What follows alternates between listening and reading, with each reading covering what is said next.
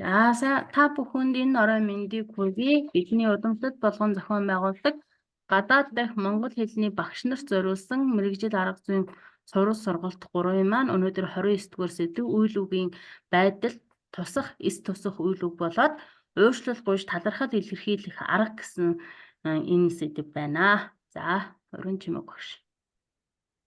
сайн байцгаана уу? Энэ өдрийн мэнд хүргэе.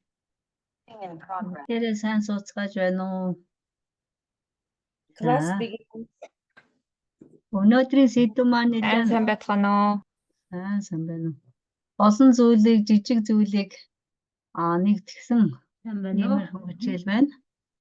Анх сэдв өгөхдөө нөгөө энэ жишээлбэл уучлалгүйгаа сургачхаар талархлаа илэрхийлээд сургачхад ер нь хэрэгтэй дээ гэсэн үднээс энэ жижиг сэдвүүдэд тавьчихсан.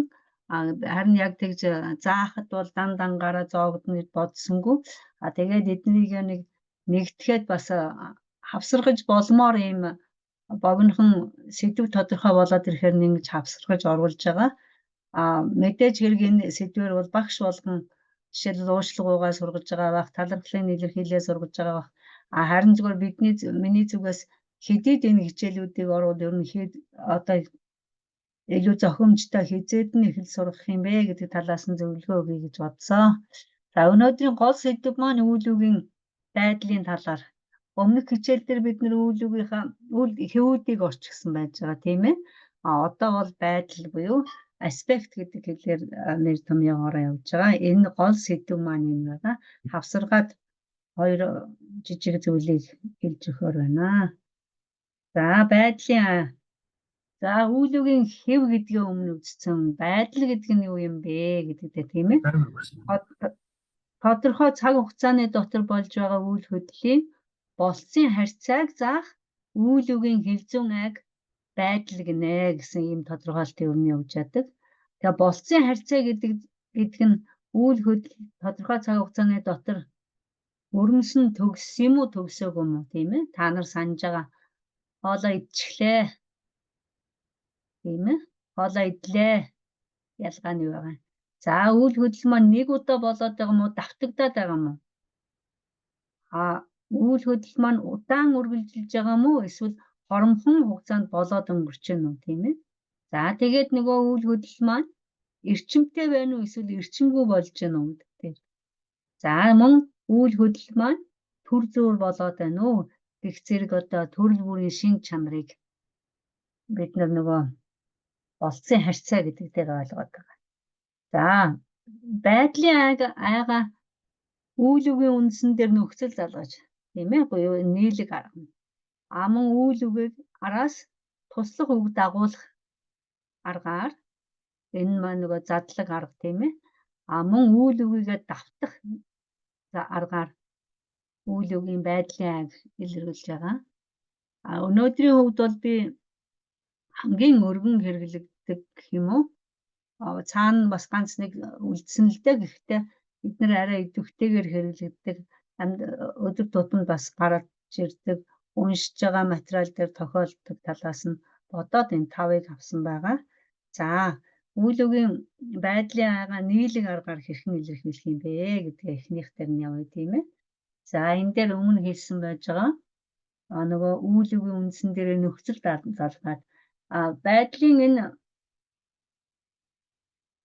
өмнө үйлдвэрлэх хэв дээр бид нэр дагвар гэж авчаасан бол одоо байдал дээр бид нэр нөхцөл гэж авч байгаа шүү.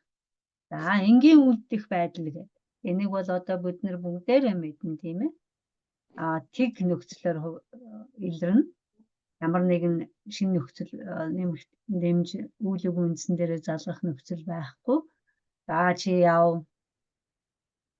Чи суу. Энд бич.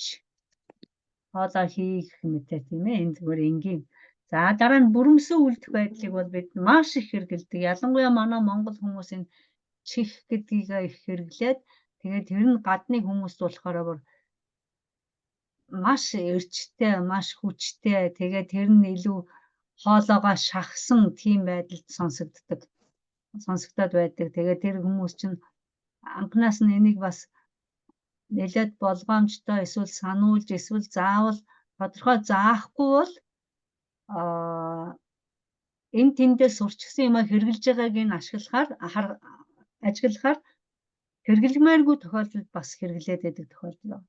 Бас хэрэгжилж байгаа байдал нь илүү хүнийг ингээд шахаж шаардсан юм шиг, тийм нэг зандрангуй юм шигээр бас сонсогддог учраас энийг багш нар яг өөрсдөө бас тодорхой цаг хугацаа зарцуулаад зааж зөвлөж тэгээд дагуулж сургах нь зөв юм байна л гэж ойлгосон.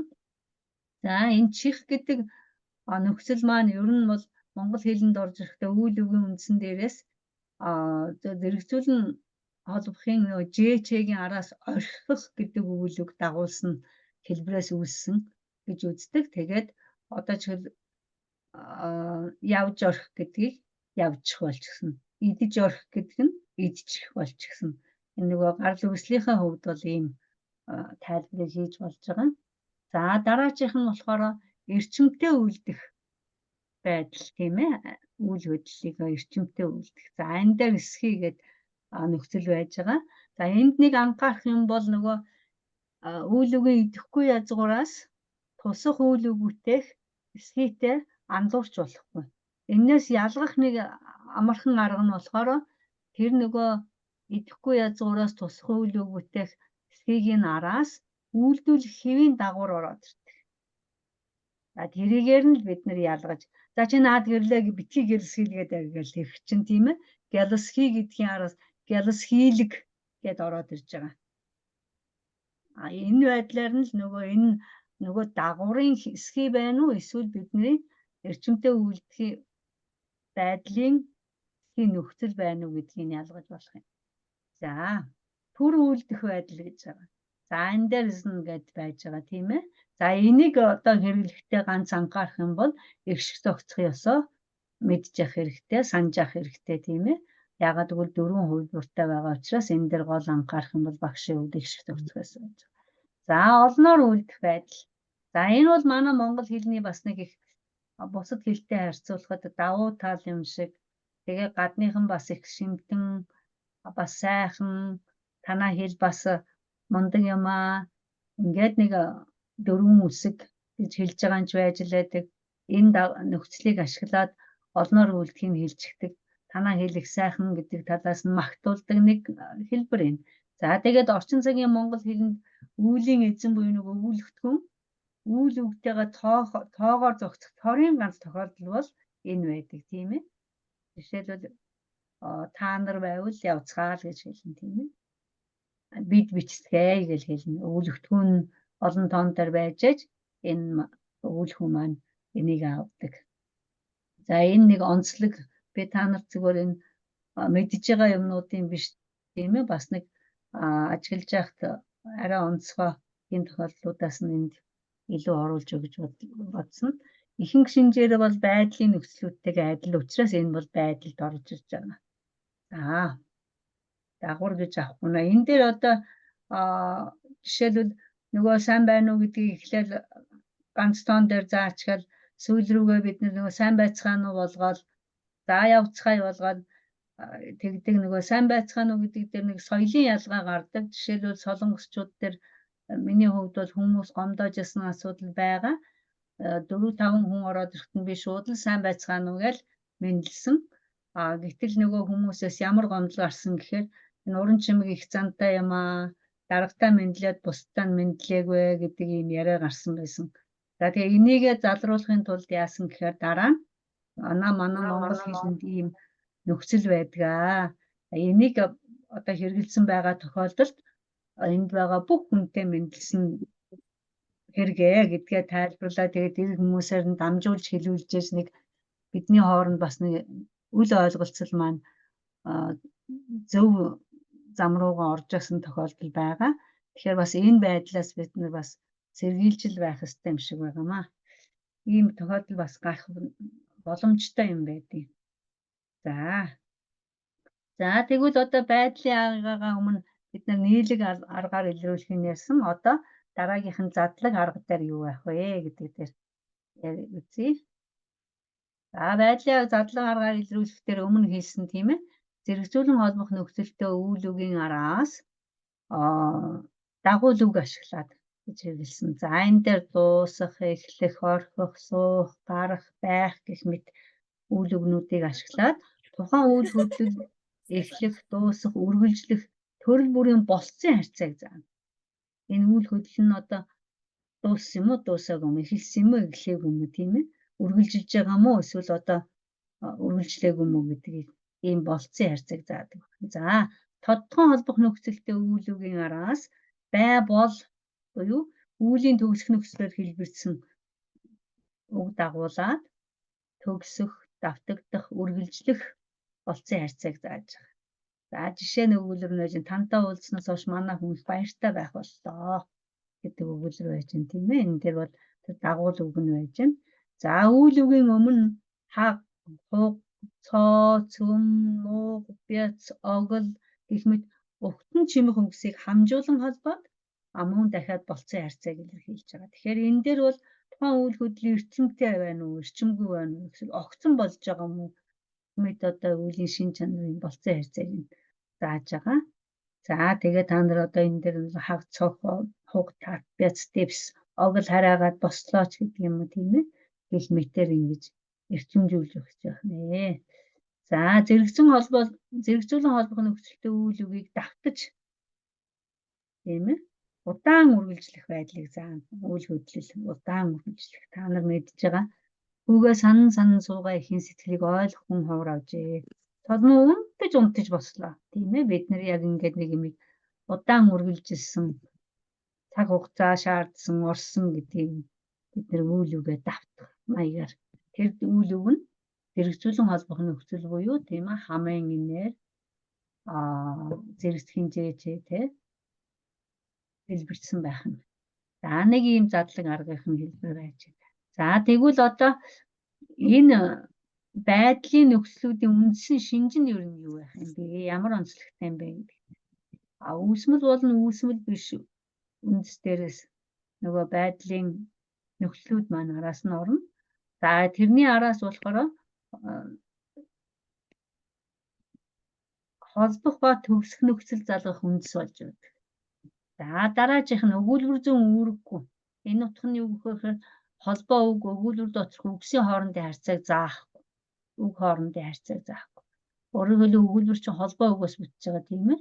Энэ хоорондын харьцааг заахгүй. За үгийн бүтцийн дунд тохиолдож дагаварт ойр байрлах тул давхарлан орж нийлмэл байдал илтгэнэ. За хоолой эцгээч тийм ээ. Хүүгээ явуулсанчих. Энэ үед болохоор нөгөө байдлын нөхцлүүд маань тус тусынхаа утга үүргийг л гүйцэтгэнэ. Ийм нэг шинж шаар. За тэгвэл бид нарт энд нэг үйлдвэрлэх хэв байд юм уу? Одоо үйл өгтэй холбоотой бусад дагавар нөхцлүүдээс үеийн энэ байдлын нөхцлүүд дээр дасгал ажлууд нэг заримдаа нэг ингэж яахан хязгаарлагдах гэдэг байгаа юм шиг ажиглагддаг. Жишээлбэл одоо нэг барин 50 ингээд хэрэглэх гэхээр бас юмд нэг тийм тохирж өгөхгүй.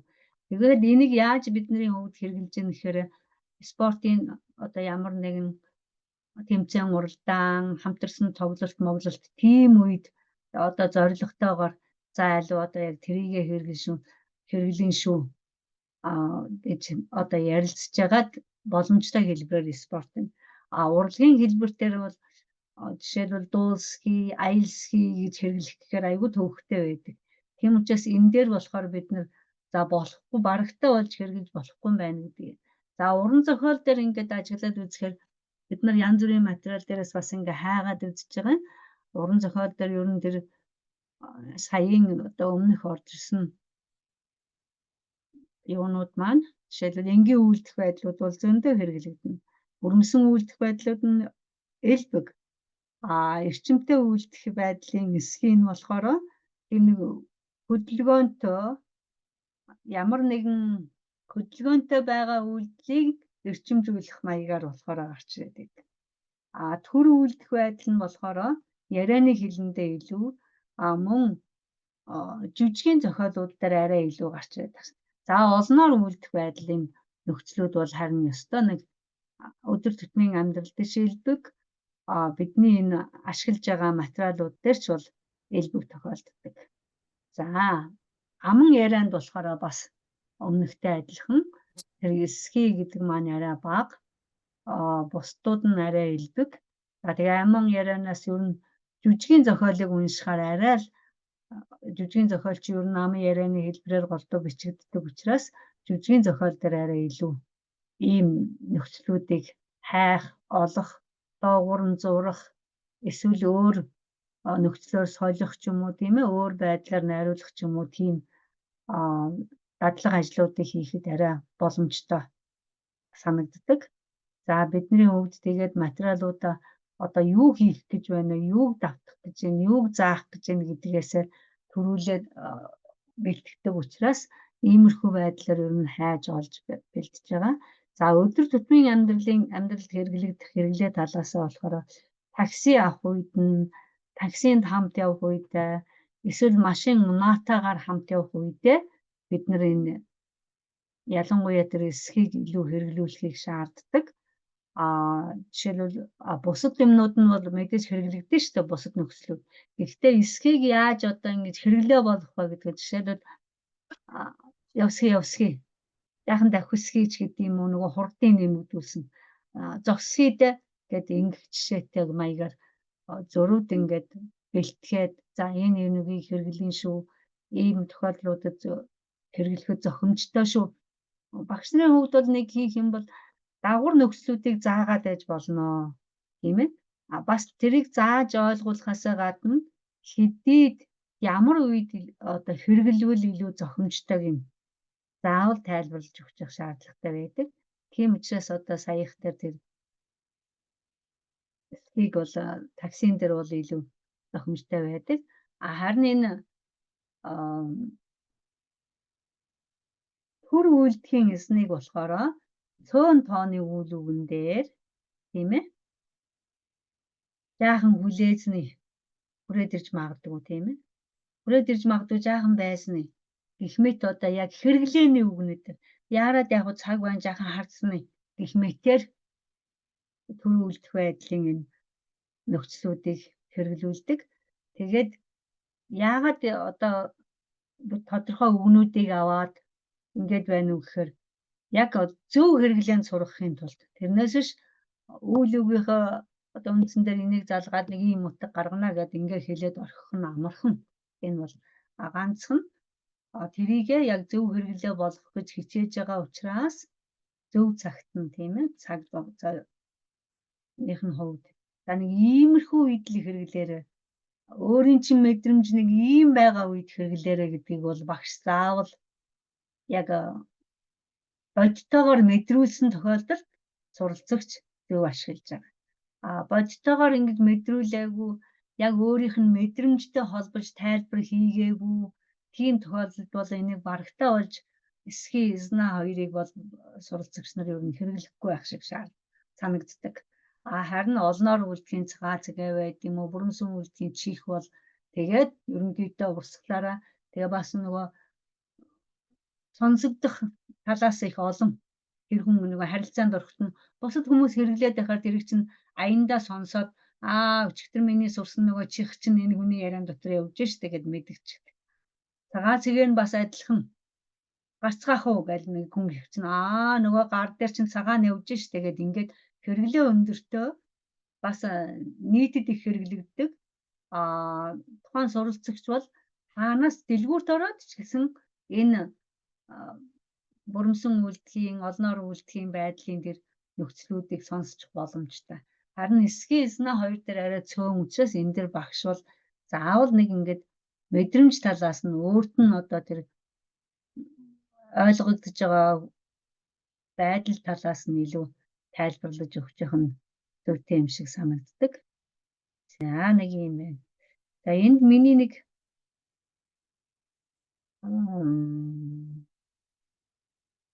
энэ дээр нэг юм байгаа. Энийг тайлбарлая. За тэгээд одоо нөгөө хамгийн элбэг байдаг гэсэн би энэ юуг авсан нөгөө олноор үлдэхийн цагаан цэгээ дээр би нэг хоёр л дасгалын жишээ авсан байгаа энэ дээр. Яагаад гэвэл ингэж авах гэхээр энэ хийлгэж байгаа дасгалынх нь хэлбэрийн хувьд арай жаахан өвөрмц байж магадгүй гэж бодож энийг авсан байгаа. За ганцхан хүн буюу та чи тийм ээ танд чамд ямар нэгэн одоо энгийн үйлдэх байдлаар юм хийхийг чинь хэлж байгаа бол яаж хэлэх юм тийм ээ гараа угаа орж ирээд гутлаа тайл. Гэтэл олон байж байвал яах юм бэ гэдэгтэй тийм ээ энгийн үйлдэх байдал олноор үйлдэх байдал хоёрыг ингээд харьцуулаад тийм ээ олон хүнд та нар тийм ээ хийгээрэй гэдэг дээр. За мөн энэ дээрээс дахиад хэрвээ багш боломжтой цаг хугацааны хувьд завтай байвал дараагийн нэг баг нь босгоод хэрвээ би энэ үүлэнд оролцохоор бол яах тийм ээ гараа угаацгаая болно. Орж ирээд гутлаа тайлцгаая болно тийм ээ урайлан дуудаад. За гэх мэтээр ингээд багнаа олшруулад суралцагч нараа дасгалыг нь одоо ингээ харьцуулахад нь амар болох байдлаар хийлгэхийн тулд энэ дасгалыг авсан байгаа. Та нарын сурах үчиг гарын авалгууд дээр мэдээж хэрэг багш нарын бэлтгэж гисэн сайхан дасгалууд байгаа. Зүгээр энийг ингээд харьцуулж байгаа нь арай өрмөс юм болов уу гэж ойлгосон байна. За мөн дараагийнх нь нэг дасгалын төрөл дээр болохоор хамт илэрхийлсэн үгсийг нь хасуулах бас дасгал байж болдог. Бид нар чинь за хэдүүлээ тэгчихье. Бүгдээрээ тэгье гэд ингээд их ярьдаг тийм ээ. Гуруулаа тэгчихье. Тавуулаа тэхүү гэх мэт одоо асуух өгүүлбэр хөөрнөх өгүүлбэрийн аль нь ч байж болно. Эндээс ийм өгүүлбэрээс нөгөө хамт илэрхийлсэн үгнүүдийг хасуулахаараа байрныхаа жишээлбэл хоёулаа байрныхаа мөнгийг маргааш төлье гэж хэлсэн. Байрныхаа мөнгийг маргааш төлцгөөе. Тийм ээ. Энэ дээр нөгөө ярьж байгаа хүн өөрөө оролцож байгаа. Тэгээд хоёр хүн хийх нь тодорхой болж байна. Хоёулаа хэртэй уснуудаа угаая. Хэртэй уснуудаа угаая. Угаацгаая. Тийм ээ. Гэх мэтээр ингээд хамт тоонуудын илэрхийлсэн үгнүүдийг хасуулах нэг хэлбэр. Нөгөөх нь тухайн үйлдэлд үйл хөдөлгөөнд бусдыгаа уриалан өөрөө оролцох. Энэ үед чи яаж хэлэх юм бэ гэдгийг. Энэ дээрээс чинь нөгөө захирах хүсхийн шийдэн хүсэх хэлбэрүүд гарч ирнэ гэсэн үг шүү дээ. Нөгөө байдлын нөхцлүүдийн чинь араас. Жишээлбэл 7 дээр энэ талаар хүн бүр сайн бодъё гэсэн өгүүлбэртэй. Энэ талаар сайн бодоцгоё. Нөгөө хүн бүр гэдгийг аваач тийм ээ. Түүнд нэг сайн сурах хүчиг олж өгье гэжсэн нь олж өгцгөөе. Тэгэхээр би ярьж байгаа хүн маань өөрөө тэр үйлдэлтэй бас оролцоод эрчимтэй үйлдэх юм байна шүү дээ. Тэгэхээр энэ байдлуудыг илүү хэлж өгөөд бас өөрт нь гол нь мэдрүүлэх. Яагаад чи нөгөөхөө өгцгөөе болгочвоо. Эсвэл өгчих болгочвоо. Тийм ээ. Яагаад гэвэл би ийм учраас бүрмсэн үйлдэнэ дуустал нь хийнэ. Эсвэл би энийг бусдыг уриалан дуудаад оролцсноо. Би ч бас оролцсноо гэдэг талаас нь тайлбарлуулад өөрөөр хэлбэл хэрэгжилж байгаа нөхцлүүдийг төгсгөх нөхцөл амун байдлын нөхцлийг нь тухайн суралцагч яг ойлгосон байна уугүй юу? Зөв хэрэгжилж гэнэ үгүй юу гэдгийг тайлбарлуулж яж юм уу? Тухайн суралцагчдын бодсон бодлыг мэдчихэж л багш зөв буруу үнэлнэ. Тийм учраас иймэрхүү байдлаар хийхэд дасгалуудыг энэ хүндэрсэн дасгал руу орно л доо. Зүгээр эхний дасгалууд бол яах вэ гэхээр за энэ үйл үг жишээлбэл угаа гэдэг үг байсан. Эсвэл угаацгаа гэдэг үгийг аваад за дагвар нөхцөөр нь салгаж байт юм уу тийм ээ. За одоо үгийг бүтцээр нь салгуулж болно. Эсвэл угаа гэжээс нь угаацгаа болгож болно. Эсвэл зүгээр угаа гэдэг дээр чих эсэн одоо байдлын бүх нөхцлүүдийн зөвийг нь ав гэдэг юм уу тийм ээ. Их шиг зөвцгөөсийг зөв сонгож яана уугүй юу гэдгийг харах тийм дасгал бас байж болно. Дасгалын төрлүүд нь олон байж болно. Тэгээ миний хувьд энэ хоёрыг оруулж байгаа нь жаахан хүндрүүлсэн хэлбэр. Тэгээд нөгөө суралцагч маань тайлбар хийх ёстой. Мөн суралцагчийнхаа одоо байгаа байдал одоо нөгөө биеийн хилэмжээс нь миний суралцагч миний заасан байдлын нөхцлүүдийг үнэхээр яг өөрийнхөө бодож санаж байгаагаар зөв хийж чадчихна уугүй юу гэдгийг дээр анхаарахын тулд нэг ийм хоёр дасгалыг сонгож оруулж өгсөн байгаа. За мөн энэ өмнө хэлсэн нөгөө уран зохиолоос гээд энэ 365 үдшгээд энэ одоо 20 оны үед гарсан энэ үлгэрийн ном байгаа. Яг 365 үлгэртэй. За энэ үлгэрийн номыг одоо бас ашиглаж байгаа. Энийг ашиглахдаа яаж ашиглаж байгаа нэхээр эхний ээлжинд ямарч байсан эн чинь нөгөө зөвхөн монгол үлгэрүүд биш л дээ. Тийм учраас монгол үлгэрүүдээ сонгоод тэгээд нөгөө үйл үгийн байдалтай, үйл үгийн хэвтэй за тэгээд бас шаардлагатай гэвэл үйл үгийн төвлөрөх нөхцлүүд тийм ээ. Төвлөрөх нөхцлүүд гэдэг дээр чи юу орох вэ? Үйл үгийн цагийн нөхцлүүд мөн нөгөө захирах хүсхийн хэлбэрүүд тэрнийг одоо давтах дасгал дээр. За мөн энийг олуулах дасгал хийхээс гадна нөгөө олсон одоо байдлын нөхцлүүдийг өөр нөхцлөөр сольж хэрэглэж болох нь уу? Тэгэхээр нэг хичээл дээр ийм урт байж болохгүй мэдээж хэрэг. Тэгэхээр эндээс нь тодорхой өгүүлбэрүүдийг жишээлбэл одоо энэ хэсгийг ч гэдэг юм тасалж аваад тухайн тэр нөгөө байдлын нөхцөл чи хаана байгаа юм. Тэгээд тэрэнд байгаа байдлын нөхцөлийг олуулаад эсвэл төрүүлээд багш олчихсан байж байгаад одоо тодруулчаад за энэ байдлын нөхцлүүдтэй ийм жишээ 3 өгүүлбэр байна. Энэ 3 өгүүлбэрийг арай өөрчлөх арга байна уу? Өөр юмор сольж болох уу? Сольсноос болж утга баймж утгын хувьд ялгаа байна уу гэдгүүдийг илүү ярилцаж болох юм. За энэ могжоохон даахта жогжоохон хүүдээр бид нар сонгож байгаагийн шалтгаан нь үйл үгийн төвлөх нөхцлүүдээс гадна тийм ээ захирах хүсэх хэлбэрийн нөхцлүүд дээр бас анхаарад энэний өмнө байгаа байдлын нөхцөл үйлдвэрлэх хэв дээр бас одоо 4 юмыг одоо шалгах гэдэг шүү дээ хэлцүүдээр тийм давтлага хийх гэдэг. Бие биеийг нь сэлгүүлж болох нь уу? Хасчгаар утга нь өөрчлөгдөж гэнэ үү? Эсвэл энд ашиглаагүй байхад нь бид нэмбэл утга нь өөрчлөгдөж гэнэ үгүй юу тийм ээ? Жишээлбэл яв гэж байгааг нь явчих, яваараа гэж байгааг нь явчхаараач болгодог юм уу тийм ээ? Гэх мэт байж болно доо тийм ээ. Ийм дасгалууд байна. Тэгэхээр 3 үлгэрээ сонгож байгаагийн нэг сайн тал нь хүүхдэд тийм ээ сэтгэл онцлогтод тохируулж явахд илүү зөв. Насанд хүрэгсдгийг авах юм бол гадаадын хүмүүстээр үлгэрээ сонгохоор бол аль болох олон үндэстэнд төгсөн тийм үлгэрийг жишээлбэл хятад хүн дээр байд юм уу, Америк хүн дээр байд юм уу, Англи хүн дээр байд юм уу шууд монгол үлгэр авах нь бас эхний ээлжинд юу л бол та. Тэрний оронд одоо олон оронд мэддэг улаан малгайлт байд юм уу?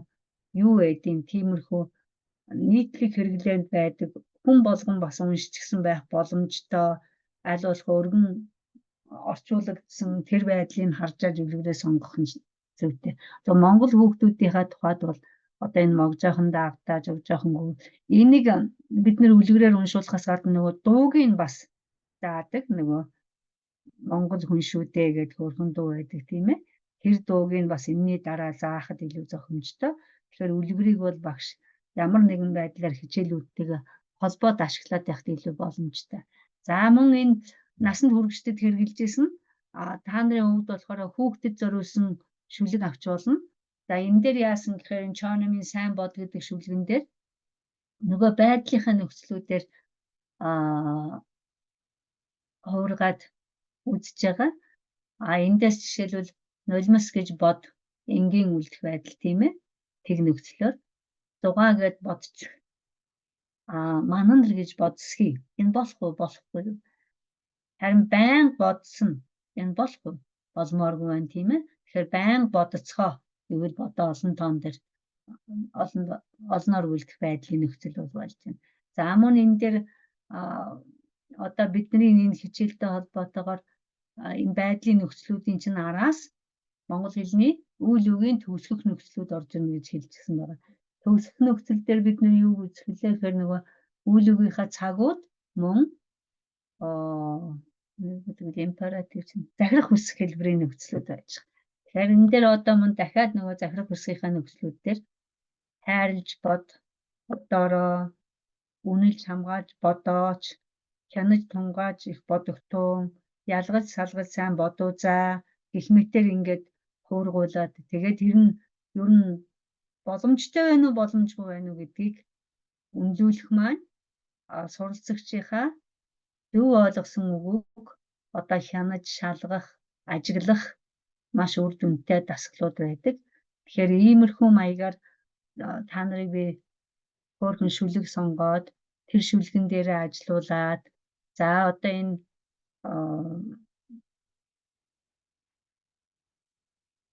нөхцлүүдийг сольсноор баймж утга яаж өөрчлөгдөж байна вэ гэдэг дээр л илүү анхаарч ажилуулж болох юм а гэдэг санаагаар энэ өөрийнхөө хичээл хэрэгжилж исэн зүйлийг та нарт сонирхуулж байгаа.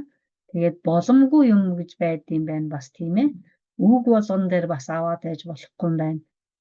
Үг болгон дээр аваад байж болохгүй учраас л монгол хэлэнд энэ байдлын нөхцлүүдийн өөр сонголт байгаа юм байна гэдэг дээр илүү дүгнэлт хийхийн тулд ингэж нэг ажиллаж бас болж байгаа.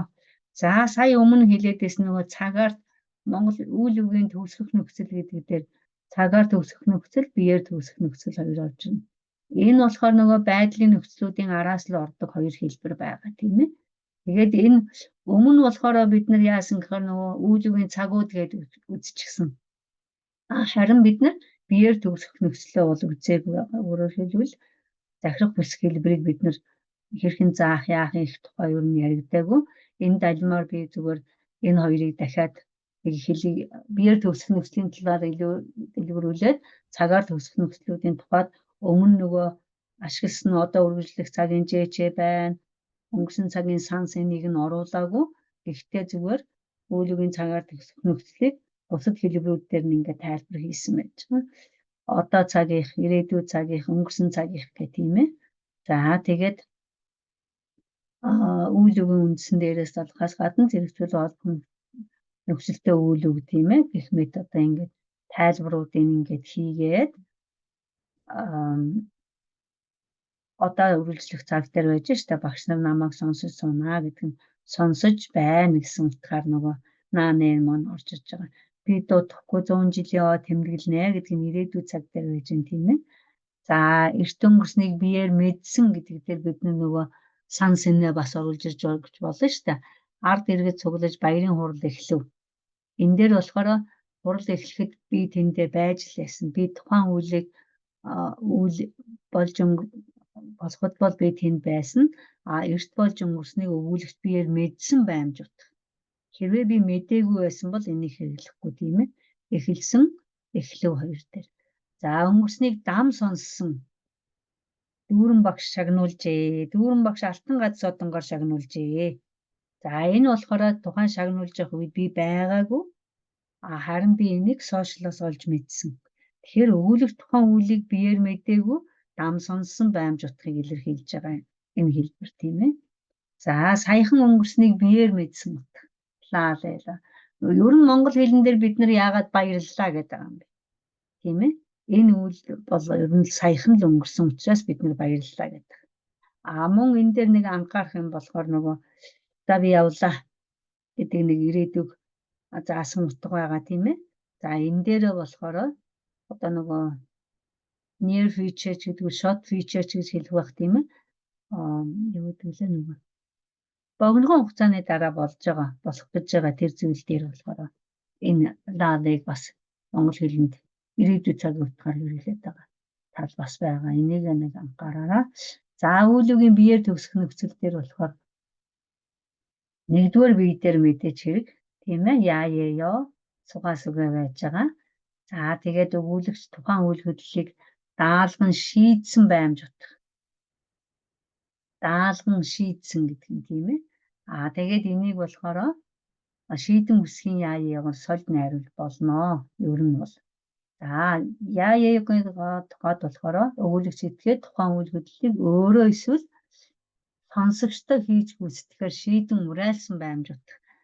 Жишээлбэл дэлгүүрт ороод бид нар яг өөрөө одоо юмыг авахаар болцохоор л талах авъя гэж хэлдэг тийм ээ. Эсвэл мөн хамт сонсож байгаа хүн чинь өөртөө чинь хамтарч гүйцэтгэхийг шийдэж уриалсан баймж утгыг илэрхийлэх. Баймж утга гэж юугаа хэлээд байна вэ гэхээр модальност буюу нэг баймж утга гэдэг нь өгүүлж байгаа зүйлээрээ дамжуулаад тухайн бодит байдал өгүүлэгчийн зүгээс харьцах одоо тогтоосон харьцааг хэлж байгаа. Тэгэхээр тэр хүн тухайн зүйлдээ итгэж гэнэ үү, итгэхгүй байна уу? Эргэлзэж гэнэ үү, эргэлзэхгүй байна уу? Дурлаж шимжсэн байна уу, үгүй юу? Баталж гэнэ үү, үгүй юу? Жишээлбэл маргааш хүйтэн болно доо. Тийм ээ. Тэр доо гэдгийг яагаад хэрэглэв тийм ээ? Би хүйтэн болно гэдгийг батлах утга маягаар үүсгэж болно. Өөрөө мэдсэн байна уу, мэдээгүй байна. Өмнө саяын слайдн дээр хэлсэн тийм ээ. Эсвэл бусдаас дам сонссон байна уу? Захир тушааж байна уу? Эсвэл бусдаас хүсч гуйж байна уу? Зөвшөөрч байна уу? Эсвэл урьдчилан сануулж байна уу? Мөн хориглож байгаа утга байна уу? Эсвэл ерийн одоо хүүрнээ тэлчихэж байна уу? Эсвэл асууж байна уу? Тэр яг тэр өгүүлэгч итгээд өгүүлж байгаа хүн маань яагаад эсвэл өөрийнх нь зүгээс тухайн одоо бодит байдал, тухайн болж байгаа үйл хөдлөлд одоо илэрхийлж байгаа зүйлдээ ямар шууд дотоод мэдрэмж нь гарч ирж байна гэдэг дээр бид нэр баймж утгахын тухай яа. Тэгэхээр баймж утга илэрхийлсэн гэдэг санаа нь энэ дээр байгаа. За хоёрдугаар бий байж байна. За шууд тушаах нь үг үндсээрээ тийм ээ. Өгүүлэгч хоёрдугаар биеэр шууд гүйцэтгүүлэх баймж утга. За энэний араас ер нь даа гэд гуйсан нэмэлт утга бас орж ирж болно. Та одоо суу даа. Тийм ээ. За зөөлөн захирах утгатаараа. За энийг нөгөө англи хэлний polite гэдгээр явдаг. Ер нь боловсон гуйлтал болж таараад байгаа тийм ээ. Өгүүлэгч хоёрдугаар биеэр гүйцэтгүүлэхийн тулд зөвлөн захирах хүсэх, гуйх баймж утга. Хэлэх зорилго аялах сэтгэлийн хөдөлгөөнөөс шалтгаалаад шаардах, даалгах, уриалах, зөвшөөрөх нэмэлт утга гарч болно. Тийм ээ. Хэрвээ билэнлээ ярддаг дуу та маргааш ирээрээ гэх юм бол яаж? Ер нь тийм таатай биш ярдгалсан ч юм уу тийм ээ шаардсан тиймэрхүү хандлагатай байж болох нь. За шаардсан захирах. За энэ аач болохоор бид нэр ер нь англи хэлний тэр нэг pushing гэдэг утгыг хэрэглэхээр илүү болоод байх шиг байх юм. Тэгээд тайлбарлахдаа яадаг вэ? Өмнө нэг хэлсэн, хоёр хэлсэн, гурван хэлсэн тэр сонсоогүй. Тийм учраас одоо би тэр аачийг хэрэгжилж байна гэхээр харин суралцагч нар ер нь за. Тэгээд тэр to push гэдэг үйлийг ашиглахаар энэ дээр илүү зохимжтой байдаг. Өгүүлэгч хоёрдугаар биеэр гүйцэтгүүлэхийн тулд шаардсан захирсан гуйн хүсэх баймж утга илэрхийлж байна. За хүндэтгэн захирахын нэгтүүн байж байна. За өгүүлэгч хоёрдугаар биеэр гүйцэтгүүлэхээр хүндэтгэн захирах уриалан хүсэх баймж утга илэрхийлж байгаа. За мөн сануулан захирах. За хоёрдугаар биеэр гүйцэтгэхийг өгүүлэгч зөвшөөрсөн баймж утга. Мөн болгоомжлуулах утга заавал гарч ирдэг. Бидний хувьд болохоор болгоомжтой байгаараа гэдгийг бага хэрэглэдэг хүмүүс. Одоо жишээлбэл англи хэлтнүүдийг бодоход яагаад тэгж яах вэ? Биднэрт өөрт маань энэ сануулан захирахын уйзаа нөхцөл байгаа болохоор бид тэр нь болгоомжтой бай чи унав. Болгоомжтой бай чи унууза гэх шаардлага урууну гэхтэл ер нь болгоомжлуулаад урьдчилан сануулчихж байгаа учраас манай хэлэнд бол тэг яг бичгийн хэлний орчуулгын хэлээр бол яриад байх шаардлагагүй гэдгийг сайхан тайлбарлаад өгчхөөр гадныхан ер нь хоёр дахь хэлэг болгоон суралцж байгаа хүмүүс бол энийг их амархан хүлээж аваад дасгал болгоо явуулдаг. За 3 дугаар биеийн тухайд тийм ээ зөвшин хүсэх, өрөөн хүсэх, мөрөөдөн хүсэх. За энэ хамгийн гол юм нь болохоор нөгөө нэг зөвшөөрөх гэдэг утга нь илүү байдаг тийм ээ тэр г дээр 3 дугаар үеийг гүйцэтгэхийг өгүүлэгч зөвшөөрсөн байна. Хэрвээ зөвшөөрөхгүй бол энийг хэрэглэхгүй. Тэгээд ялангуяа гэр бүлтэй оюутнууд дээр болохоор энэ зөвшин хүсхийн г-г заахад илүү хялбар байдаг. Яагаад гэвэл та бас таны эхнэр та хоёр хүүхдүүдтэй юу хийхийг зөвшөөрдөг вэ? Тэгэхээр за ямар хоол идэхийг зөвшөөрдөг вэ? Ямар ундаа уухыг зөвшөөрдөг вэ? Яаж тоглохыг зөвшөөрдөг вэ? бас яаж тоглохыг зөвшөөрдөггүй вэ гэж юу хийхийг нь зөвшөөрдөггүй вэ гэх маягаар ингээд хэлүүлээд ирэхээр нөгөө суралцагч маань ер нь амархан тэгвэл монгол хэлэнд таны зөвшөөрч байгаа зөвшөөрөхгүй байгааг чинь л бид нэр ганцхан энэ нөхцөлийг нэмэл мэдчих юм аа, илэрхийлчих юм аа гэдэг байдлаас нь тайлбарлахаар энэ төвшин хүсхийн гийг их амархан ойлгодог. За ерөн хүсхийн тугаа түгээг болохоор одоо ярианы хэлэнд бол нэг ашиглагдахгүй тийм ээ. 3 дугаар бие гүйцэтгийг өгүүлэх өрөөх ба бэлэгдэн үсэх баймжууд. За энэ дээр харин бид нэр нөгөө ерөөлийн үгнүүдийг илүү ашигладаг. Мөн найр наадам, хүүхдийн даахинд одоо ерөөл хэлж байгаа хүмүүсийн тийм үгнүүдийг ерөөлч нарын одоо ерөөлүүдийг сонсох маягаар энэ ерөн хүсхийн тугаа түгээг зааж сонсгож дадлах хийлэгдэг. Тэгснийхаа дараагаар өөрсдийнх нь соёлтой холбож дадлах хийлэгдэг. За жишээлбэл та нар ямар тохиолдолд настай хүмүүсийг ерөөдгий, ямар тохиолдолд одоо нэлх хүүхдийг ерөөдгий. За ерөөлгийн хэллэгүүд байна уу гэх мэтийн ийм амьдрал дээр нь яг өөрсдийнх нь амьдрал дээр ашиглаад ирэхээр тухайн хүмүүс маань энэ тугаа түгээг хэрэглэдэг. Бичгийн хэлнээс илүү хэрэглэгдээд байх шиг болохоор нь ярианы хэлэнд ашиглуулахын тулд заавал нэг тийм нэг тусгай юу гэдэг нь тэмдэглэлт үйл явдлууд дээр илүү зохимжтой харагдаад байгаа. За мөрөөдөн үсгийн АС одоо бид нөгөө эзэнгүй жаал кинонд дуун дээр жишээ авдаг. Номон дээр маань тэр орчигсон байдаг. Цонхоор гарч цоожтой хаалга онгоодөгч болоосоо цонхоор гарчгаж болдогч болоосоо гэд бүх төгсгөлүүдэн дээр нь аав ажилласаа эрт ирдэгч болоосоо ээж тэгдэгч болоосоо гэд энэ дуу биш үү? Энэ эзэнгүй жаал дуу. Энэ дуу бол ер нь мөрөөдөн бүсгийн АС дээр маш сайхан жишээ болдог. За тэгээд тухайн үйл хөдлөл биелэгдэхийг өгүүлэгч 3 дугаар үед ерөн хүссэн баймж утга илэрхийлж байгаа. Тэгэхээр энэ болохоор яг л нөгөө хүүхэд чинь дуулаад байдаг тийм ээ. Тэгээ хүсэж байгаа юмд мөрөөдөн хүссэн баймж утга байдаг. Тэгэхээр энэ эзэнгүй жаал дуу ер нь энэ дэр бол маш сайн жишээ байдаг шүү. За нэг юм байна. За мөн бид нэр захирах хүс хэлбэрийг өгөхдөө ийм нэгтгсэн хүснэгт өгдөг байгаа.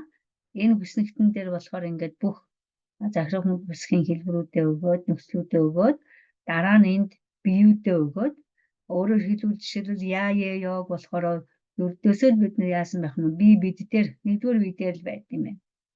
Үйл үг үндсээрээ болохоор хоёрдугаар бие дээр байд юм байна.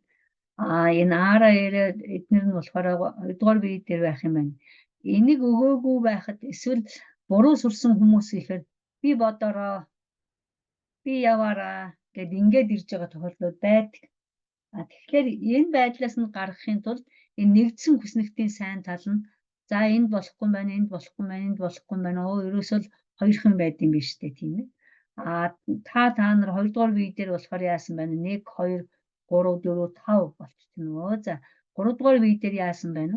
1 2 3 гэх мэт ингээд тоолуулаад тэгээд тоолуулсныхаа дараагаар нөгөө нөхцлүүдэд хэрэглүүлэх дасгалууд юм гэдэг.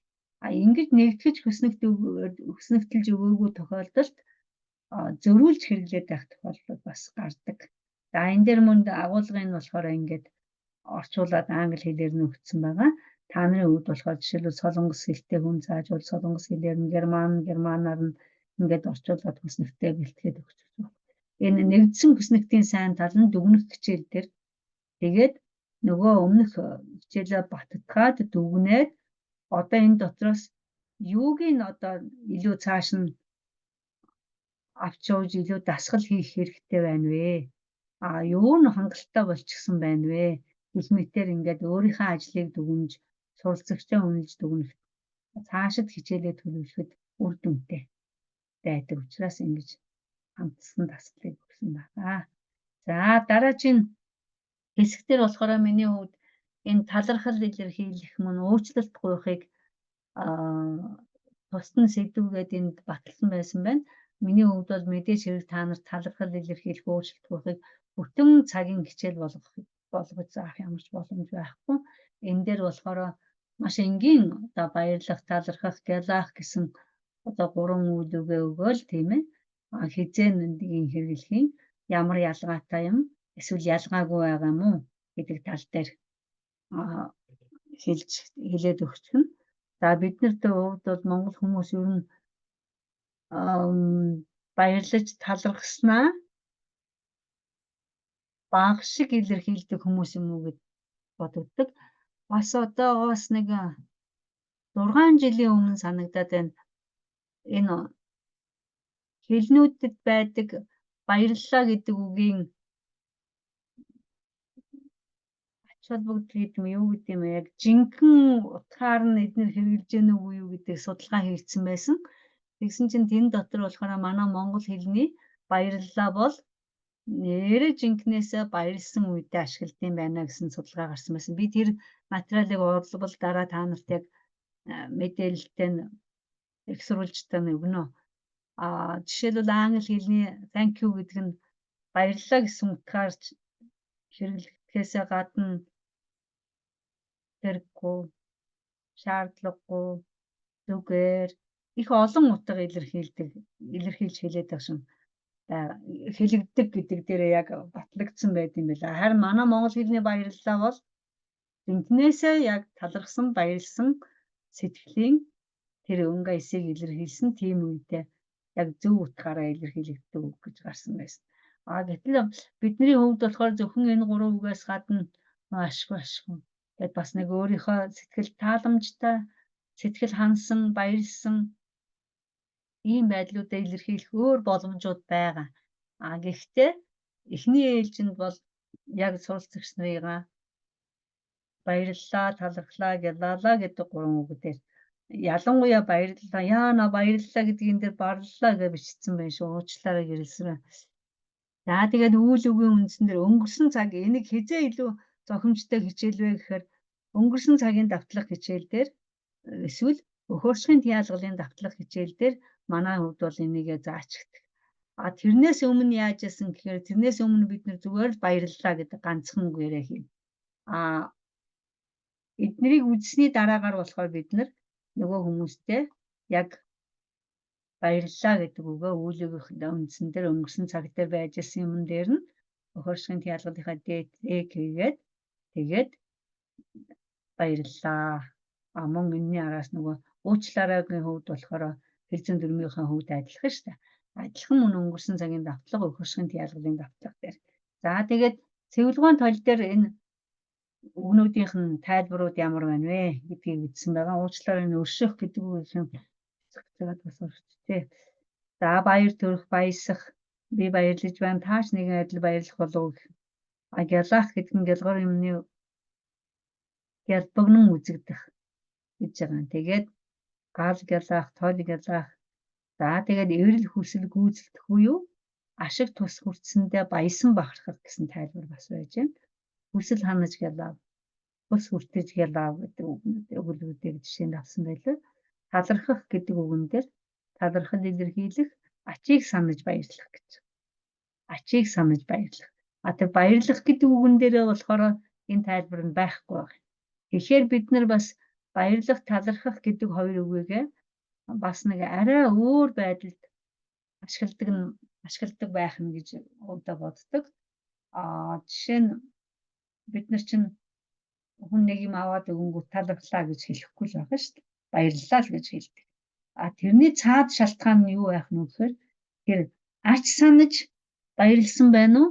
Эсвэл зүгээр баярлах сэтгэл, баясах сэтгэл төрсөн байна уу гэдэг дээр ялгаа нь байд юм байна гэж бодоод тэгээд энийг бол ашиглахдаа бид нар бас баярлахын оронд талархахын оронд баярлахыг юм байнга ингэж бие биеийг нь сэлгэж хэрэглэхгүй байгаа. Хэрэглэх боломжгүй байх шиг байгаа. Та нар бас илүү нарийн ажиглаараа. Талархах гэдэг дээр цэвэрлэгэн авсан жишээ болохоор таны хийсэн тусад машид талархав. Та уучлаарай би таныг буруу таньжээ. Ялыг уучлах, амийг уучлах гэдэг уучлах гэдэг хоёр юм дээр ингэж авсан байна. Өршөөх гэдэг үгнийх нь тайлбар дээр цэвэрлэгэн тол дээр арай өөрөөр байсан. Уучлах гэдэг дээр нь өршөөх, хэлтрүүлэх, хөнгөтрөх гэдэг жишээ аваад өршөөх гэдэг дээр нь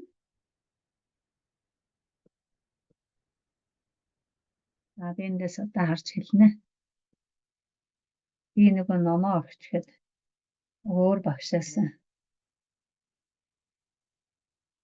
авсан байгаамаа. Яа. За өршөөх гэдэг үгийн тайлбар нь болохоор энэрэн туслах, нэгүүлсэн тэтгэх, нэгүүлсэх, энэрх, уучлах, хэлтрүүлэх. Намайг олон удаа өршөөсөн шүү. Өршөөгөөр таны ажил цаад болчихов. Бурхан өршөө. За ийм жишээнүүдийг энэ өршөөх гэдэг дээр цэвэрлэгэн тал дээр авсан байна. Тэгэхээр энэ өршөөх уучлаараа хоёрыг яагаад энд одоо оруулж ирэх гэдэг нь ихээр жишээлбэл хүнээс ингээд асуулт асуух шаардлага гарлаа. За би одоо автобусны буудал мэдгүй, автобусны буудал хаана байгаа юм бол чи автобусны буудал хаана вэ хэлээд өг шууд хэлэх юм уу? Эсвэл уучлаарай автобусны буудал хаана байна вэ гэх юм уу? Эсвэл өршөөгөөрөө автобусны буудал хаана байдаг вэ гэж асуух уу? Алийг хэлэх юм бэ? Англи хэлэн дээр нөгөө excuse me гэж байгаа. Тэгвэл excuse me гэдэг дээр бид нар уучлаарай гэдгийг хэлээ зогсчиж болох нь үгүй юу? Тэгэхээр миний хувьд одоо зүгээр хичээл зааж явах явцад суралцагч нартай би юу гэж хэлж өгч юм гэхээр excuse me гэдгийнх нь оронд өршөөгөөрөө гэдгийг хэрэглээрэй. Уучлах гэдгийн нөгөө яг өршөөн хэлтрүүлэх гэдэг утгаар нь forgive гэдэг утгаар нь sorry гэдэг утгаар нь хэрэглэх нь зөв юм байна гэсэн байдлаар тайлбарлаж өгөөд тэгээд цаашид одоо их дасгалуудын хийлгдэг. За Монгол хэлний зөв бүчгтэрмийн журмалсан толд энэ үгнүүдийг яаж тайлбарласан байна вэ гэхээр баярлах гэдгийг баярын сэтгэл төрөх, талархах, гялаа гэдгийг баярлах, гялгар болох, гялгар үзэгдэх, гялаа гэд баярлах үед хэлэх аялга үг гэсгээр авсан байна. За талрах гэдгийг талархлаа илэрхийлэх, тал өгөх, талсах гэдэг тайлбар хийсэн байна. Уучлал гэдэг дээр нь өршөөн үзэх, өршөө гэдэг дээр нь нэгүүлсэн тэтгэх, уучлан хэлтрүүлэх гэсэн ийм утгуудыг тайлбарсан байна. Тэгэхээр бид нар энэ үгнүүдийн энэ хоёр толинд байгаа тайлбарыг хийж байгаагийн шалтгаан нь юу вэ гэхээр бид нар уучлаарай гэдэг үгээ хизээ хэрэглэх юм, өршөөгөөрөө гэдгээ хизээ хэрэглэх юм, баярлалаа гэдгээ хизээ хэрэглэх юм, гялаалаа гэдгээ хизээ хэрэглэх юм, талархлаа гэдэг үгийг хизээ хэрэглэх юм. Энийгээ жаахан заагтаа ялгаж салгаж хэрэглэхэд нь тус болох болов гэдэг үүднээс энэ хоёр тол бичгээр тайлбарлсан тайлбарыг та бүхэнд хүргэж байгаамаа. За тэгээд уучлалт хүсэх, уучлах, өршөөх тийм үү? Уучлаарай өршөөгөөрөө үйл үгүүдээрээ өнгөрсөн цагийнхаа дагавруудыг нөхцлүүдийг бичээд тэгээд дээг залгана гэдэг. Энийг та нар өөр өнгөөр хийсэн ч болно шүү дээ. Бидний хувьд болохоор маш олон зүйл хэрэгжиж байгаа зөв ердийн нэг ийм гар норог хүртэл байгаа. Өмнөх нөхцлүүд нь үйл үгийн батлах эсвэл үгүйсэх хэлбэр дээр тэгээд ард нь дээгээ томоор тавина гэдэг нь яаж байгаа юм гэхээр эдний араас бичих нөхцөл нь гав ганцхан дээл байх юм байна гэж ойлго. Тэгээд тэр дээгийнх нь араас уучлаарай баярлалаа хоёр ирэх юм. Хэрвээ энэ шиг нөгөө санд баярлалаа, аагууд баярлалаа гэдэг бол бас ингэж нэгтгэж нэг болгож харах нь арай бага учраас энэ хэлбэрийг ийм нэг дасгал хийгээд авчихад илүү зохимжтой байдаг. За тэгээ энэ дасгалын нэг сайн тал нь энэний чинь урд талд бас эргшиг зохицох ёстой гэж санах хэлбэрүүд нь байж байгаа. Санд, сend, сонд, сөнд гэдэг нөгөө өнгөрсөн цагийнхаа дөрвөн хөлбөрийг хөвлөрүүлэнгийн бичлсэн байж байгаа. За би тэгээд өмнө хэлснийгаа давтъя. Өнгөрсөн цагийн давтлага дээр өнөө хөршийн ялгалын давтлага дээр энэ уучлаарай баярлалаа хоёрыг заах нь их зохимжтой байдаг. Тэгэхээр энэ хоёр үгийг яг зөв хэрэглээнд хэзээ сургах нь гэхээр за сургалт эхлээд үйл үгийн цагууд өнгөрсөн цаг ер нь бусад цагаас өмнө орж өгдөг. Тэгэхээр хэрвээ өдөр бүр одоо 2 хичээлтэй оюутан байх юм бол за 3 дахь 7 хоногийн ихээр л байхад л энийг хэрэгжилчихнэ. Энээс өмнө зүгээр л баярлалаа. Уучлаарай. Тэр үед юу болох вэ гэхээр бүр нөгөө үйл үгээ ашиглаад үйл үгээ өнгөрсөн цагт хуургаад тэгээд дараа нь дээтэй хэрэгжилж яах нь шүү дээ. Энэ дээр яагаад заавал санд баярлалаа гэж санд уучлаарай, ирээгүүд уучлаарай гэж хэлүүлэх гээд байгаа юм гэхээр сонсон хүн нь ч ярьж байгаа хүн нь ч бүтэн хэрэглээд ирэхээр илүү сэтгэлийн таашаалтай байна. За жишээ намайг хүн хоолнд урлаа, айлд очиод хоол идчихлээ.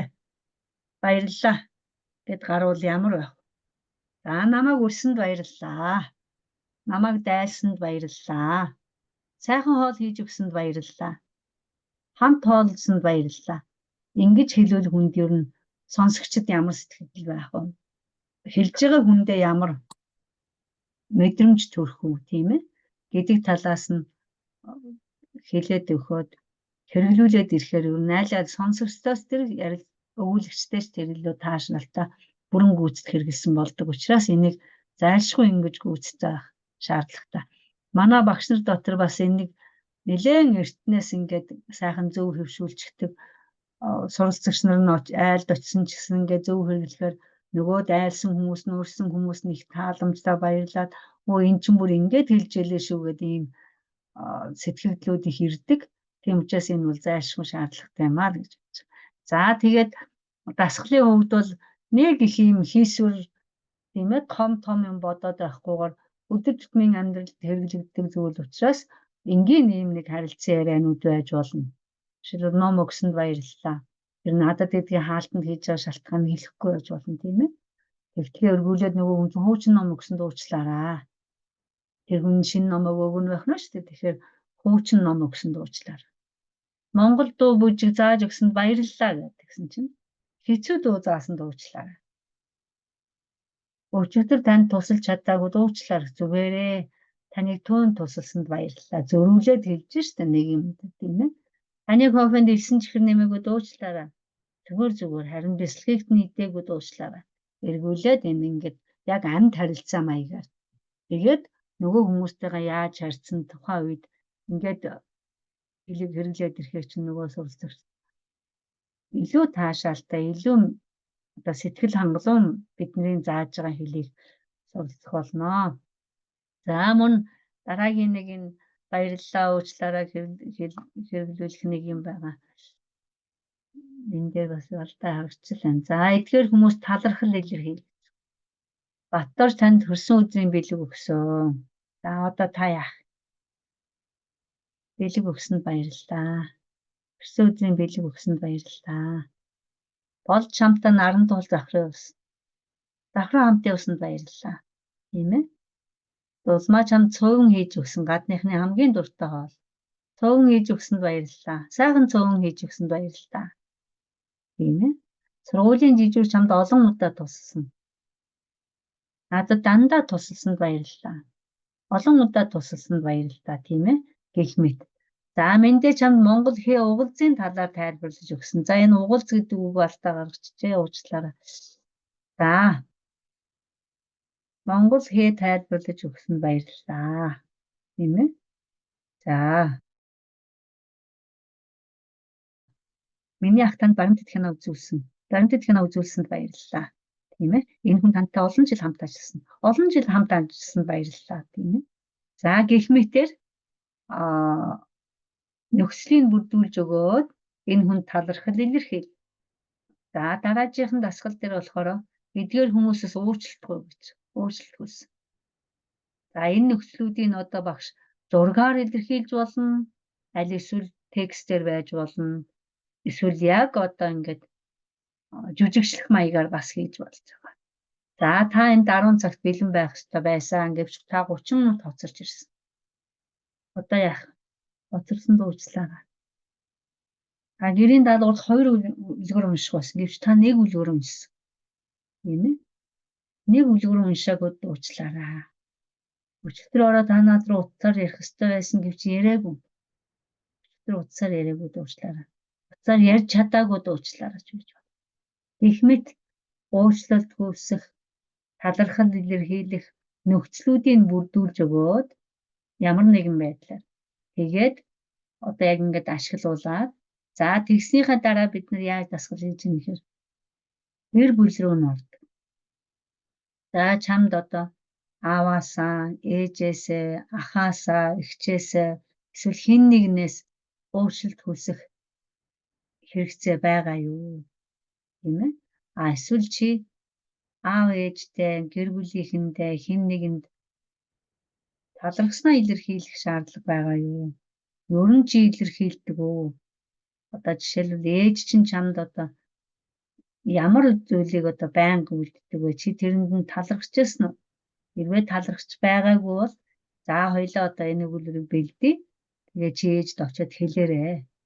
Яг ингээд хэлээд явуулаад тэгээд нөгөө хүмүүстэй хэлээд нөгөө хүмүүс нь баярлсан, одоо сонсоод баярлсан, үнссэн, би ингэж хэлсэн чинь намайг үнссэн ээж гэд хэлж байгаа жишээтэй. Энэ яг зөв дадлаг практик хичээл байсан шүү гэж байгаа тохиолдлууд олон гардаг.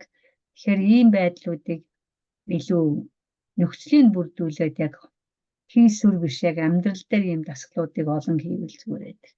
За баярлалаа уучлаарай заах үед нэг багш нараас нэг жаахан орхигдуулах гэдэг нэг зүйл байдаг нь нөгөө батлах хариултан дээрээ санд дээрээ хийчгээд үгүйсэх хэлбэр дээрээ орхигдуулчих гэдэг. Тэгэхээр энэ үгүйсэх хэлбэр дээр баярлалаа уучлаарайгаа хамт хэрэглэхээ орхигдуулж юм болохгүй.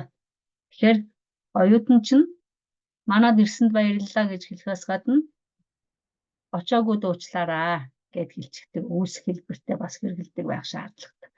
Энийг анхааруулахын тулд энэ хоёрыг ингэ зэрэгцүүлж оруулсан байгаа. Бидний энэ таанад үзүүлсэн энэ дасгал дээр энийг одоо ганц би хэрэгэлдэм биш шүү. Маш олон багш нар хэрэгтэй багш нар болгоно аваад авдаг. Олон хүмүүс хэрэглэсэн. Энэ дээр бол яг тэр батлах хэлбэрэмж байгаа, үүсэх хэлбэрэмж байгаа.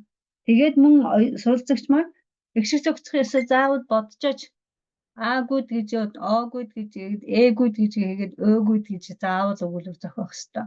Ингэжээ сая бид нар одоо хангалттай. Тэгэхээр чи нөгөө өмнө үзчихсэн эгшиг зохицох ёсоо бид нар бас өнгөрсөн цаг үзэж байгаа үедээ давтчил байдаг.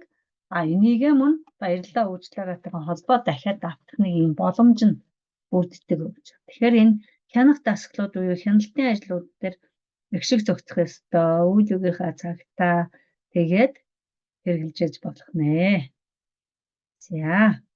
За мөн энэ хичээлдээ нэг хавсрах гэсэн зүйл маань тусах эс тусах үйл өгөх байгаа. Өмнө нөгөө үйлдвэрлэх хэв орох үед би бас тусах эс тусах үйл өгийн талаар тайлбар хийсэн. Гэхдээ ингэж тэмдэглэж яг бичиж хийгээгүй санагдана. Тэгээд энэ бол нэг их тийм тусгайтай хичээл болоод байхаар тийм гүнзгий онлайн тийм лекц унших шаардлагагүй. Багш бол нөгөө тусах эс тусах үйл өг хизээ яг тайлбар хийх шаардлага тулгардаг вэ гэхээр заахын ялгалыг зааж явах үед яг одоо тусах эс тусах үйл өг тайлбарлах шаардлага гардаг. За үйл өгийг болохоор үгийн сан хэлзүүн шинжээр нь тусах үйл өг, эс тусах үйл өг гэж хоёр хувааж байгаа тийм ээ. За тэгээд бүх үйл өг гүйцэтгэгч эзэнтэй гэж өмнө хэлсэн. Жишээлбэл суу гэдэг үйл өг байх чинь та суу, би сууя, тэр сууг гэх тийм ээ. Тэр суу гэдэг үйл үгэнд бол нэг эзэн байгаа. Идэх гэдэг үйл өг авлаа. Идмээр байна. Би идмээр байна, та идмээр юм тийм ээ. Тэр үйл үгийн болохоор өөрөөр хэлбэл бидний өгүүлбэртгүүнүүд болохоор заавал нэг гүйцэтгэх эзэнтэй буюу өгүүлбэртгүүнтэй байдаг. Харин тухайн үйл үгийг гүйцэтгэхэд өртөх юмтай ч өгүүлбэр байж болно, юмгүй ч өгүүлбэр байж болно. За энэ дээр нэг зөвхөн нэмэлт тайлбар байна. Тэгэхээр үүлэнд өртөх юм буюу обжект тийм ээ англи хэлэн дээр. Рус хэлэн дээр бол объект. За тэгвэл үүлийн эзнээсээ гадна үүлэнд өртөх тэр зүйлд зорин чиглэх үйл үгийг тусах үйл үг гэж. Үүлийн эзэн байж штэ. Би уншлаа. Үүлийн эзэн би. Тийм ээ. Тэгэхээр энэ үүлийн би гэсэн тэр эзнээс гадна тэр үүлэнд өртөж байгаа унших үйлийг ер нь яадаг юм? Ном уншиж болно, захиа уншиж болно, тийм ээ? Коммент уншиж болно. Тэр үүлэнд өртөж байгаа тэр юмд нь зорин чиглэх үйл үгийг нь тусах үйл үг гэж. Юу уншсан бэ? Юуг уншсан бэ? Тийм ээ гэж асууш. Би уншлаа гингүү. Юу? Гэж аяндаа асууна тийм ээ. Тэгэхээр тэр үүлэнд өртөх тэр зүйлд нь зорин чиглэх үйл үгийг нь тусах үйл үг. Өртөх зүйл нь заахын тялгалаар хэлбэрж үйл үг нь захирагдана шууд тусагдах юм болдог. Та нар санаж байгаа.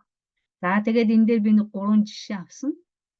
Заахын тялгалаар хэлбэрж нь гэхээр заахын тялгалын тэг хөлбөр бас байж болно гэдгээ багш санаж явах хэрэгтэй. За та багшийг сонсоороо. За та тэр багшийг сонсоороо. Та багшаа сонсоороо. Тийм ээ. За энэ заахын тялгал заах явцад нэг юм гардаг. Заавал нэг ингээд 2 өгүүлбэр аваад зэрэгцүүлээд үзүүлэх. Жишээлбэл та багшийг сонсоороо. Та радио сонсоороо. Тэр радио гэдэг дээр яагаад радиог олохгүй байгаа юм бэ? Тийм ээ. Энэ дээр нэг юм 2 өөр жишээ авах шаардлага гардаг. За өгүүлбэртхэн тусдахын хоёр нь хоёулаа хүн байгаа тохиолдолд бид нэр тусдахын дээр бол заавал заахын тялгал авна гэдэг ингэж тайлбарлаж байна. Радио бол энэ бол юм аа. Энэ хүн биш юм. Өөрөөр хэлбэл радио намайг сонсохгүй тодорхой учраас энэ дээр бол заахын тялгалын тэг хөвлбөр байж болно, хэлбэр байж болно гэдгээр тайлбар хийх. Та миний радиог сонсоороо. Биеийн төлөөнийг харьяалахын тялгалаар, нэр үг харьяалахын тялгалаар эсвэл энэ тэр гэсэн заах төлөөний үг тэр нөгөө үүлэнд өртөх зүйлийн өмнө орж ивэл нөгөө тусдахгүй маань заавал заахын тялгараар хэлбэржих ёстой тийм ээ. За тэгээд энэ үед л бид нар яг тэр тусах үйл үг гэдгийг тайлбарлах шаардлага гардаг байгаа. Хамгийн эхний удаад л одоо энэ тусах тусах үйл үг гэдгийг хизээ тайлбарладаг вэ гэвэл заахын тялбар дээр ингэж тайлбар. За тэгвэл үүлийн эзнээсээ гадна тэр үүлд өртөх зүйл зорин чиглээгүй. Тэр нь хамаагүй. Хилцүүн хувьд заахын тялгалтаа шууд тусах хүнийг захирч чадахгүй тэр үйл үгийг нь эс тусах үйл үг гэж. Тэм маргааш хот руу яваа. Тэнд суу. За одоо яаж вэ? Үүлийн эзнээс гадна үүлэнд өртөх зүйл зорин чиглээгүй гэж. Хот явах. Тийм ээ. Энэ дээр хотыг явах биш. Тэрнийг шууд захирахгүй. Заахын тялгалаар захирахгүй. Тэр үйл үгийг нь эс тусах үйл үг гэж. За нэг ийм жишээгээр товчхон ингээд тайлбарлаад тэгээд бидний хувьд болохоор нөгөө 2 дахь хэл болгоо зааж байгаа. Өв хэл болгож зааж байгаа. 2 дахь хэл гэдэг маань гадаад хэл гэсэн утгаар тийм ээ. Тийм учраас эхний ээлжинд зүгээр энэ дайны товчхон тайлбар хийхэд бол хангалттай байдаг. Энээс гүнзгийрүүлээд хийхээр нөгөө суралцагчийн маань толгой эргэдэг. Илүү бэрхшээж хүлээж авдаг учраас нэг ийм хэмжээний богино тайлбарыг тусах үйл үгэн дээр ялгаж явах тэр нь хангалттай гэж бодож байна. За тэгээд өнөөдрийн хамгийн гол нэг олон удаа давтагдсан үгнүүд маань баймж утгах гэдэг юм байсан байхаа гэж бодож чинь шүү. За тэгээд тэр хамгийн слайд үзүүлэхгүй.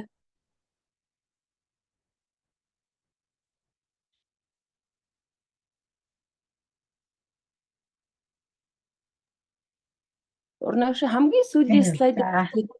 За энэ байх шүү.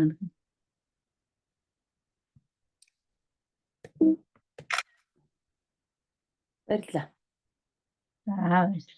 За нэг иймэрхүү тайлбар хийхэд суралцагчийн хувьд бол толгойн ирэхгүйгээр нэг төгсөхгүйгээр авчаад ах шиг байгаамаа. За тэгээд анхаарал тавьсанд баярлалаа багш нараа. За тэгээд жижиг юмнуудаа хавсарч байгаагийн шалтгаан бас дараа цаг гарахаар бас арай өөр хэрэгтэй юмнуудыг хэлэх боломж бас эрэл хэлж байгаа. За анхаарал